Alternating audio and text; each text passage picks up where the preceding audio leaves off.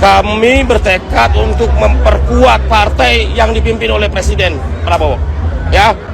Berarti akan ada kader lagi masuk ke partai.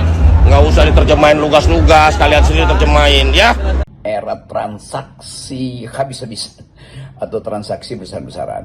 Karena bayangkan Projo pada akhirnya harus pindah ke Gerindra dan ya mungkin itu strategi yang jitu oleh ketua Projonya saudara Budi untuk memungkinkan ada tukar tambah baru dalam politik. Dan ini sangat menarik kalau kita lihat apa sebetulnya yang terjadi di dalam sebetulnya dinasti politik Pak Jokowi itu. Apakah betul bahwa upaya untuk regain, untuk memenangkan ulang pengaruh Presiden Jokowi itu pada akhirnya harus ditransaksikan dengan kedudukan saudara Budi yang berkasus sehingga mesti pindah dari Projo ke Gerindra. Ini satu tema yang mungkin kita bisa intip dari segi transaksi antara Jokowi dan Presiden Prabowo. Kan mesti begitu kita lihat pengkondisian ini. Tapi sekali lagi publik menduga kuat bahwa tentu dengan seizin Pak Jokowi maka Projo akan dihibahkan ke Gerindra. Kira-kira itu jalan pikirannya kan. Kita bisa lihat pertemuan-pertemuan yang kemarin itu ya, Pak Jokowi tidak hadir, Pak Prabowo tidak hadir di pertemuan Projo itu. Kan itu penanda bahwa ada sikap yang sangat hati-hati terutama oleh Pak Jokowi untuk mendiplomasikan Projo itu ke Gerindra.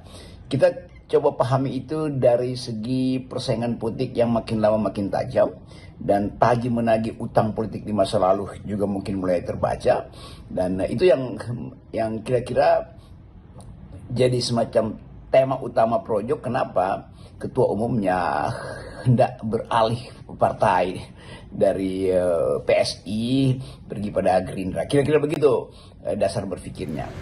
Ya, masalah berikutnya adalah apakah sogokan, saya sebut aja, sogokan politik Jokowi ke Gerindra dengan menghibahkan Projo itu dapat menghentikan opini publik atau dapat menghentikan analis para atau kritisi kalangan yang menghendaki supaya Presiden Jokowi itu diperiksa dalam banyak kasus, terutama kasus Wus hari-hari ini. Kan konteksnya juga harus begitu tuh. Atau soal Pak Bobi yang namanya sudah beredar atau diedarkan diam-diam di dalam wacana pemanggilan beliau sebagai gubernur Sumatera Utara oleh KPK. Kan ini lapisan-lapisan pertanyaan itu yang memungkinkan kita menganalisis bahwa akan ada gempa bumi politik baru yang sering saya pakai istilah akan ada radical break. Yang memang radical break yang kemarin itu ya baru dicicil tuh, baru parsial dengan merubah, memperbaiki kabinet sehingga menteri kooperasinya itu diganti itu karena ada kasus yang menimpa beliau. Sekarang ada soal Pak Bobi yang adalah gubernur yang diinsinuasikan akan dipanggil KPK atau bahkan lebih dari sekedar dipanggil tuh.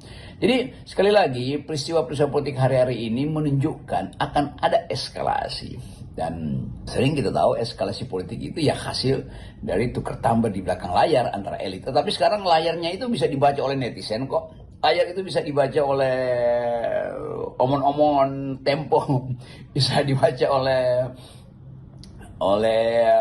bocor alus, dan bocor besarnya bahkan udah terlihat sebelum bocor alus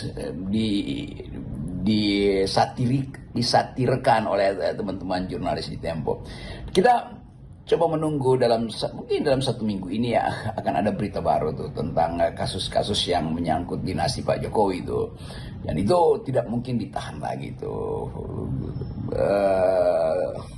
Kelompok Roy Suryo udah pasti punya data baru tentang ijazahnya Pak Gibran. Bahkan mungkin beberapa teman di luar negeri membantu memperbaiki data atau menyempurnakan data-data tentang kemungkinan juga Pak Gibran itu sebagai presiden berijazah palsu. Jadi bukan kompilasi sebetulnya, konstruksi dari kasus-kasus yang menyangkut dinasti Pak Jokowi sekarang jadi lengkap itu. Mulai dari kasus Fufu Fafa, ijazah Jokowi sendiri, ijazah Gibran, dan wus. Itu intinya tuh. Dan kita coba bayangkan misalnya kerumitan politik di minggu-minggu ke depan dengan satu pertanyaan, apakah transaksi politik antara dinasti Jokowi atau kekuasaan Jokowi di masa lalu dengan kepentingan Presiden Prabowo hari ini untuk memulai memberantas korupsi itu bisa dianggap sebagai dinamika baru. Projo itu artinya negeri dan rakyat. Jadi Projo itu sendiri artinya adalah negeri dalam bahasa Sanskerta dan dalam bahasa Jawa Kawi itu artinya rakyat.